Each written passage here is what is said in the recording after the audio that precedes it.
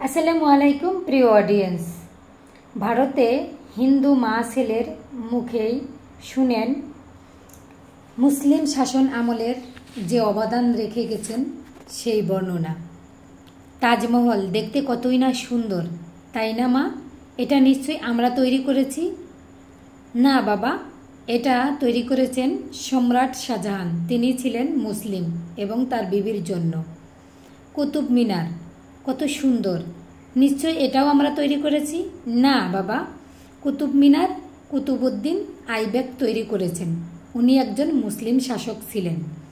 লালবাগ কেল্লা, Hazarduari passage, তারপরে চার মিনার, পুরাতন কেল্লা, নিশ্চয়ই এইগুলো আমরা তৈরি করেছি। না, এইগুলাও মুসলিম শাসকরা আমলেই তৈরি হয়েছে। আমি শুনেছি মা, ভারতের সবচেয়ে বড় পুরাতন রোড গ্যাংটক এর প্রায় 3000 কিলোমিটার পর্যন্ত বিস্তারিত রাস্তা, এটা নিশ্চয়ই আমরা বানিয়েছি। না বাবা, এটাও একজন মুসলিম শাসক বানিয়েছেন, তার নাম শেরশাহ। তার শাসনামলে তৈরি করেছিলেন।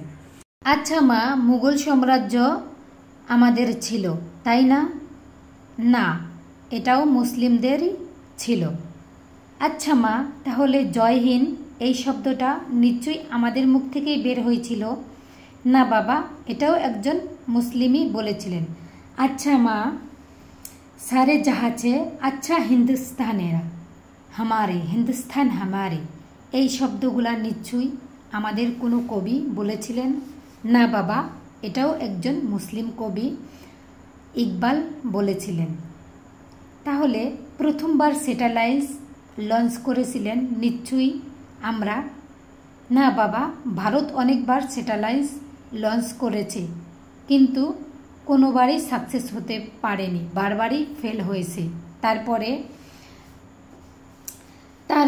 এপিজে আবুল কালাম আজাদই ভারতে প্রথমবার স্যাটেলাইট সাকসেস হন, লঞ্চ করেন।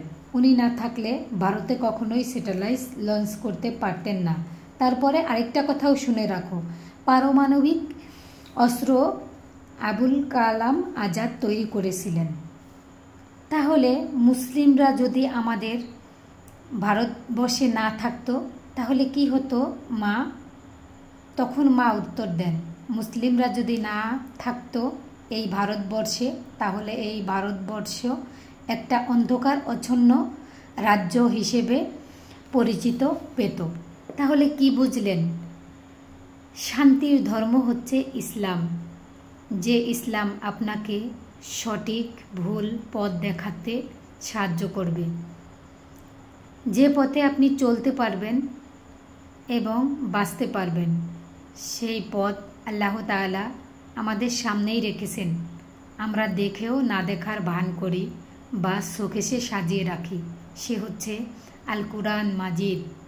হে আল্লাহ, সবাইকে তো